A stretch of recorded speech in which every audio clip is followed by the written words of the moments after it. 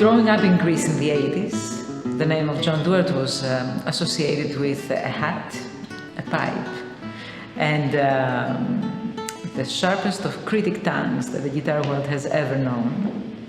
So when in '92 I got this phone call to go and play in Russia for the first time, it was supposed to be a tour in Moscow and St. Petersburg, orchestra, solos, a humongous thing. I checked the list of colleagues and John's name was in it. And I was petrified.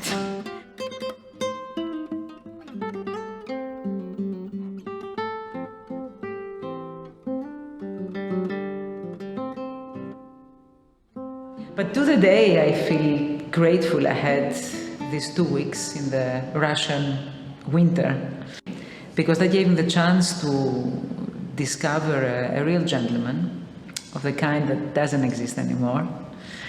And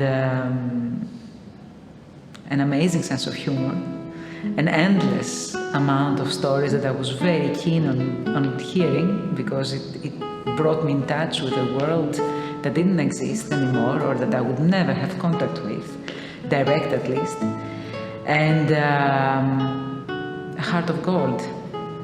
We became friends and stayed so until he passed.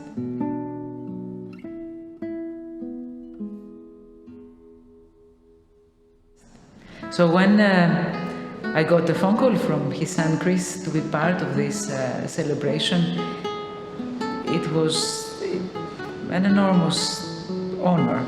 And then I felt grateful that Sharon Isbin recommended that I would play the John Bass Suite, because that also somehow concluded an imaginary circle. I remember the time that John started working with Sharon on that piece.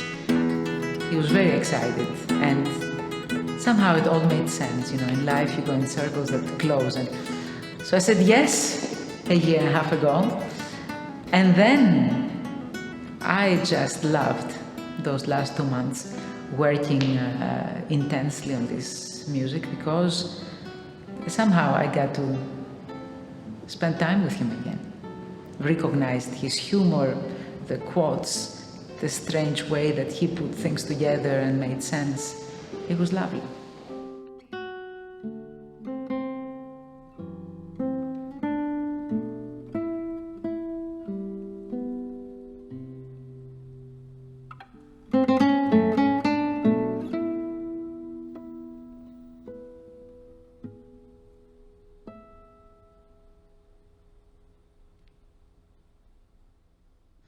So Chris sent me the PDF about a year and a half ago. I took a look at the score and said, oh, that would be no problem. Songs, I knew most of them. I Googled some. I listened to John Baez interpretations and said, yeah, sure, no problem.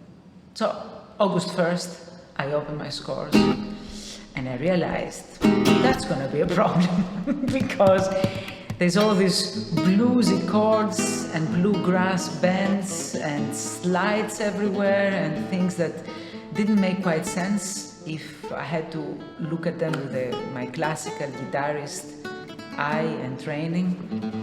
And I started researching, so listening to blues singers and Nina Simone and Sarah Vaughan and For the House of the Rising Sun, and how do I get the voice of the animal singer that is, you know, gut-wrenching at the end, and how do I do bluegrass? I mean, I've never done that before, and just because I was sure that when John was writing this music, was not wearing his classical guitar composer hat, and I had to bring it out, and I wished he was at the other end of the line so that I can say, okay, now, what did you mean right there? And so I dived in a world that I was not entirely familiar with. And I just listened to endless bluegrass and Nashville singer interpretations of Lily of the West and The House of the Rising Sun and Rumbler Gumbler and name it.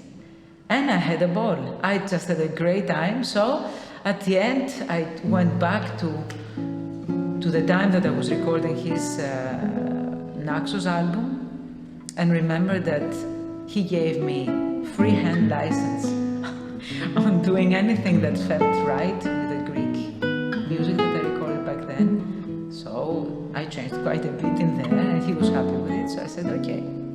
If he was around, I'm sure he would have said, sure, Tiggy, you can do that. And yeah, by the way, that he was the only man on earth that escaped with murder, actually giving me a nickname, Tiggy. For all nicknames in that world, nobody ever called me anything else than Antigoni, Antigoni, whatever, but John Duarte, he got away with Tiggy.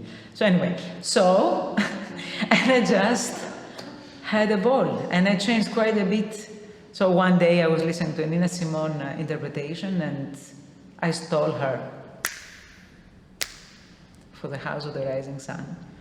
And then I just hoped that Chris Duarte, his son, would not have a heart attack in the audience if I would add some tappings and some bends and some extra ornaments. And I loved it. I really loved working on this piece. So that's all.